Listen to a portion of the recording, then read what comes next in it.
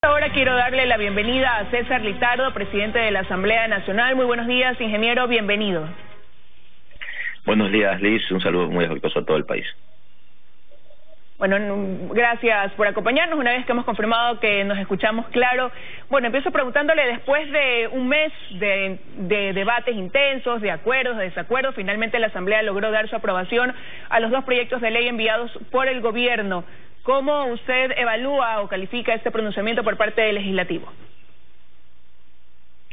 Me parece que un ejercicio democrático, constitucional, muy claro, de ser un contrapeso en una acción democrática. La Asamblea ha trabajado, ha hecho un debate amplio, hemos recibido innumerables comparecencias, debates amplios de más de 150 participantes de manera directa e indirecta dentro de las acciones que ha hecho la Asamblea como tal.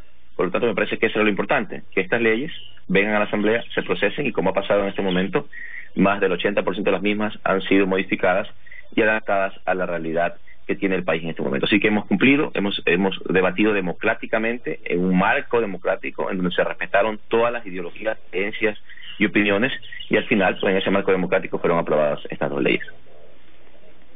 Pero me gustaría ir analizando algunos de los aspectos que quizás fueron más intensos dentro de estas discusiones. Por ejemplo, dentro del proyecto de la Ley de Ordenamiento de las Finanzas Públicas, con la que decía el presidente se busca transparentar el manejo de la economía, sobre todo dentro de esta pandemia. Uno de los puntos que generó ese debate fue establecer ese techo para la deuda pública. Se habla de que máximo debería ser de un 40% del Producto Interno Bruto.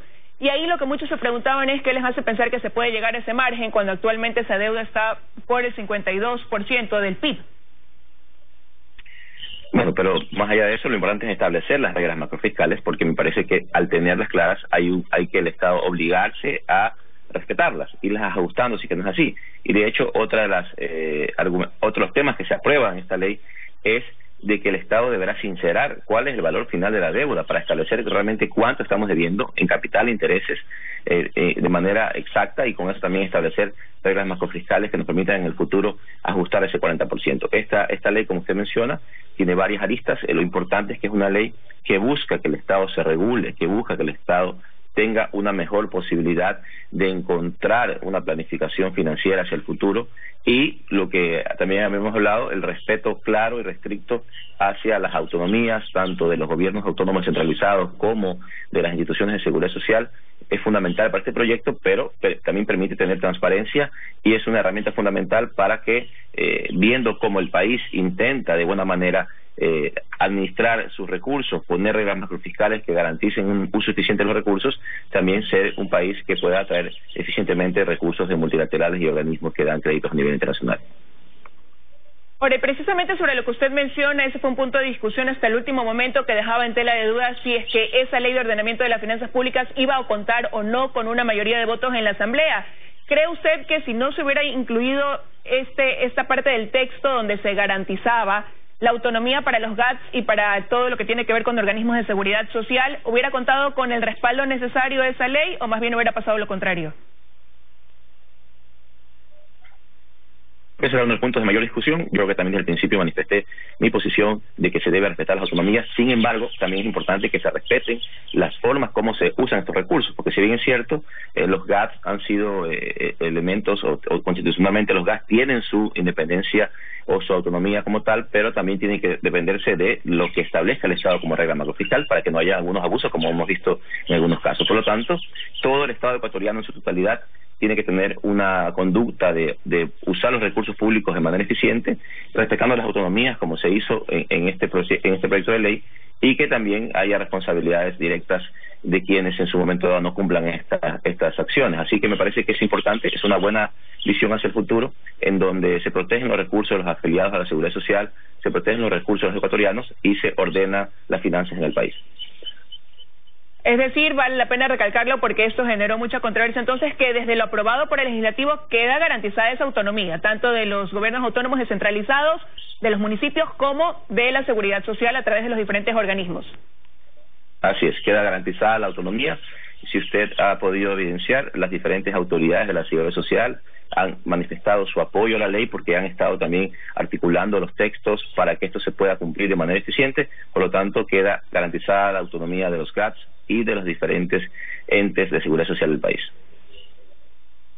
Ahora, también se decía, ¿no?, que era muy importante aprobar esa ley, que el país cuente con una ley como esta, porque mantiene quizás esa confianza en los organismos multilaterales de crédito, porque permitiría renegociar esos acuerdos, nos encaminaría bien en ese sentido de contar con ese apoyo. ¿Cómo visualizan ustedes que se pinta el panorama en ese sentido una vez que han entregado al gobierno este documento?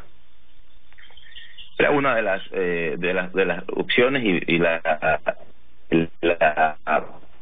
mayor posibilidad de aprobar la ley era que también demostremos hacia lo multilateral la posibilidad de que el país se pueda ordenar. Es lógico, en cualquier actividad financiera, en cualquier actividad crediticia, hay que demostrar que queremos ordenar nuestros recursos, nuestros ingresos, queremos ordenar la forma de gastarlos y que eso garantice que estos recursos puedan ser pagados en un futuro, porque cualquier acción crediticia necesita esos mínimos de garantías para poder ser efectuada. Por lo tanto, en este caso, el país que necesita una alta demanda de recursos externos que permita generar en el país una dinamización de la economía, reactivar la economía como tal, que permita en el país también generar recursos para solventar la crisis sanitaria, era importante dar esta muestra. Así que, por lo tanto, esperemos que esta herramienta sirva para eso y que también su aplicación en los tiempos que establece la ley pueda ayudar a que el país en un corto plazo pueda también dar ese mensaje claro hacia afuera de que estamos tratando de organizar nuestras finanzas y que eso permita conseguir recursos frescos que reactiven la economía del Ecuador.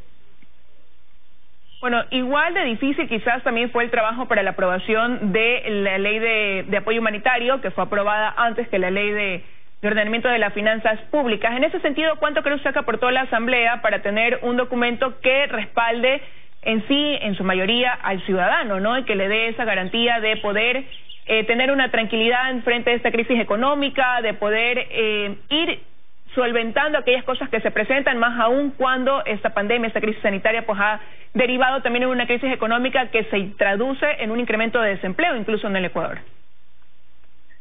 Bueno, es importante esta ley por varias razones. Primero, porque también ese marco democrático amplio que tiene la Asamblea, nosotros recibimos innumerables comparecencias, innumerables comisiones generales de diferentes sectores, públicos, privados, empresariales, trabajadores, gremiales, etcétera, que aportaron a la ley. Ese debate amplio llevó a varios temas importantes que se dieron en esta ley. La primera acción importante creo que es que la Asamblea desde el principio mostró un evidente rechazo a las no contribuciones tanto de las personas en vista de las dificultades económicas que vive el país en este momento. Ese creo que es el primer hecho importante. No aprobamos tributos, no aprobamos impuestos, no aprobamos contribuciones.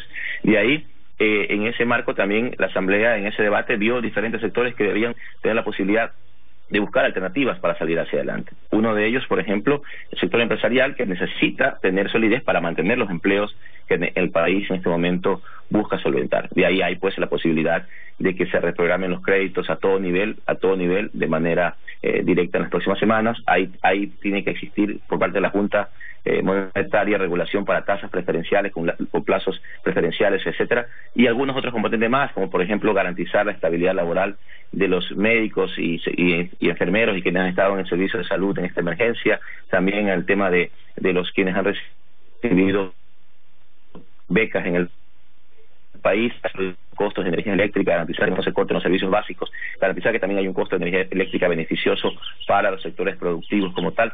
El tema laboral es importante, siempre en el acuerdo entre las partes, es decir, tiene que haber un acuerdo entre las dos partes de manera colectiva, es decir, los empleados tienen que colectivamente ponerse de acuerdo con su empleador en algunas alternativas que permitan salvar empleos y dinamizar la economía de las empresas como tal. Por lo tanto, son varios beneficios que tiene esta ley y que van a permitir en cada una de sus aristas darle una salida al país ante esta crisis, que es una crisis compleja, que es la mayor crisis económica y sanitaria que ha vivido el país en la historia, pero que tiene también que encontrar en esta ley una alternativa para salir adelante.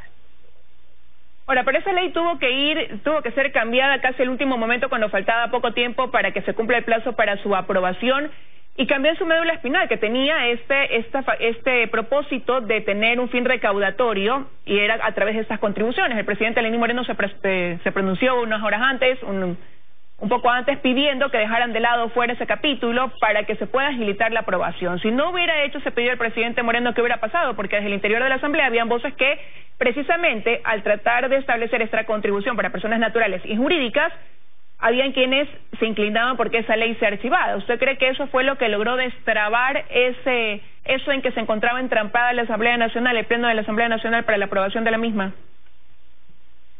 Primero, esto es una demostración de cómo funcionan las democracias en el mundo, los contrapesos que existen. Es decir, el Ejecutivo hace su acción de poder enviar un documento como una ley económica urgente a la Asamblea, y la Asamblea, en su marco democrático de procesamiento interno, puede decidir si acoge o no lo que el Ejecutivo manifiesta, ¿no? Creo que al principio esta ley tenía un sentido de ser solidaria, de quienes más tienen puedan colaborar con los que menos tienen. Finalmente la crisis en el país se fue agravando, el debate político ya no pasaba por las contribuciones, me parece que había que dar alternativas, y en la Asamblea se hizo esa acción en función de las diferentes comparecencias y pedidos que se tuvieron de los sectores públicos, privados y de trabajadores. Así que yo creo que ya no existían condiciones para poder aprobar contribuciones previo al segundo debate. Eso me parece que ya estaba bastante procesado en la Asamblea. Lo que el presidente emitió como una información que emitió a través de sus redes sociales, también pues abonó a que podamos nosotros tener la posibilidad de entender que el momento del país no permitía tener tributos como tal. Y así que esto fue ya hace algunos días o previo al segundo debate, ya totalmente descartado en la Asamblea. Por lo tanto, funcionó de manera eficiente el contrapeso democrático entre lo que el Ejecutivo puede plantear y que la Asamblea, quien representa a la ciudadanía, después aprueba.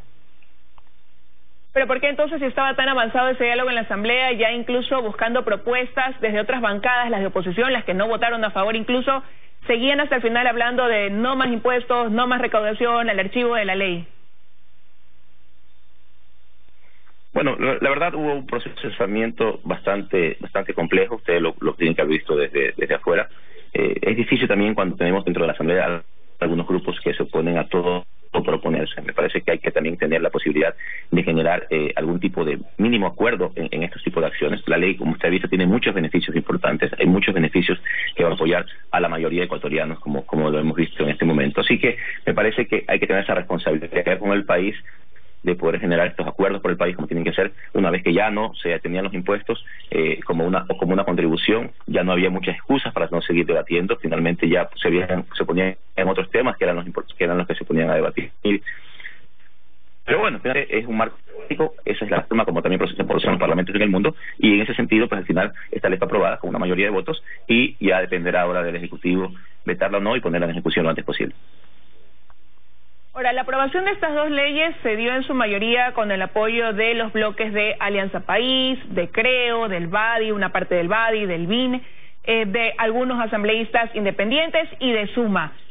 Con esto de aquí podría decirse que se retoma esa mayoría que en mayo del año pasado también dijo o mostró una unión para que haya una gobernabilidad dentro de la Asamblea, algo que se fue diluyendo en el camino, pero que al parecer pues ahora tras esto de aquí podría encauzarse nuevamente. Pues yo creo que más allá de que sí hay una mayoría, lo que sí hay una conciencia social de varios asambleístas, en su gran mayoría, de poder actuar responsablemente por el país. Así que en ese sentido creo que también agradecer a todos los bloques. Yo quiero agradecer a todos los bloques, a quienes apoyan o quienes no, porque finalmente ese es el marco en el cual se tiene que trabajar en un parlamento, respetando los criterios de los demás, respetando los criterios de los que están de acuerdo y los que no. Me parece que aunque no los compartas hay que respetarlos, pero en definitiva creo que hay que procesar ley por ley cada acción que tenga la Asamblea en función de lo que el país necesita. Y en este caso el debate siempre fue amplio. Ningún bloque puede decir, no se da la posibilidad que podamos tener acuerdos en función de lo que podamos lograr por el país. Por lo tanto, todos los bloques estuvieron siempre involucrados en el debate, a todos se les tomó sus puntos de vista y sus opiniones como importantes dentro del proceso, y ya luego en la fase de encontrar los consensos tal vez no tuvimos un acuerdo, pero finalmente la mayoría se pronunció. Ahora, ¿qué esperan ustedes por parte del gobierno una vez que esto regresa a manos del Ejecutivo para que puedan pues dar el veto o no?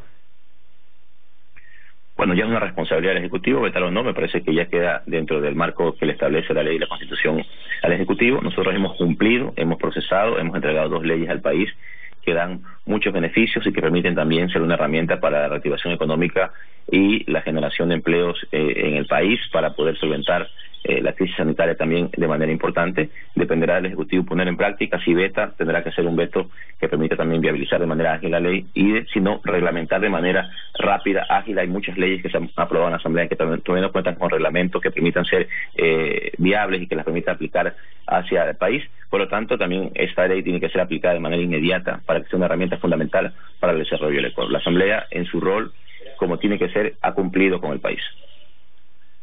Bueno, y de ahí en adelante, una vez que ya el Ejecutivo se pronuncie, sea que la vete o no, ¿qué viene ya de trabajo en la Asamblea Nacional? Y algo que también se preguntaban muchas personas a raíz de el pronunciamiento de la Asamblea sobre esa ley. Usted ha dicho que es importante para el manejo de la crisis económica que estamos atravesando y la generación y sostenimiento del empleo en el país.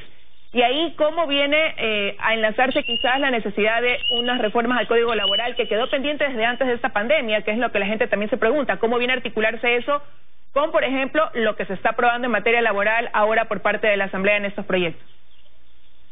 Me parece que la Asamblea tiene que reinventarse en estos momentos. De hecho, esta semana debemos empezar nosotros a debatir internamente en la Asamblea una nueva agenda parlamentaria. La agenda que hemos planificado desde enero va a cambiar y tiene que cambiar de manera importante en función de lo que pasa en el país. Ahí tenemos aristas como estas, el tema de la laboral, que es importante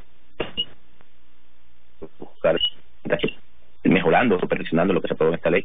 Tenemos también los temas de producción, los temas de generación, de desarrollo productivo, que son fundamentales. Así que me parece que la agenda tiene que cambiar, hay que sentársela nuevamente a discutir en estos días, una vez que hemos pasado ya por esta etapa de discusión de estas leyes económicas urgentes, y definir cuáles son las necesidades que tiene el país en este momento hacia adelante en temas legislativos.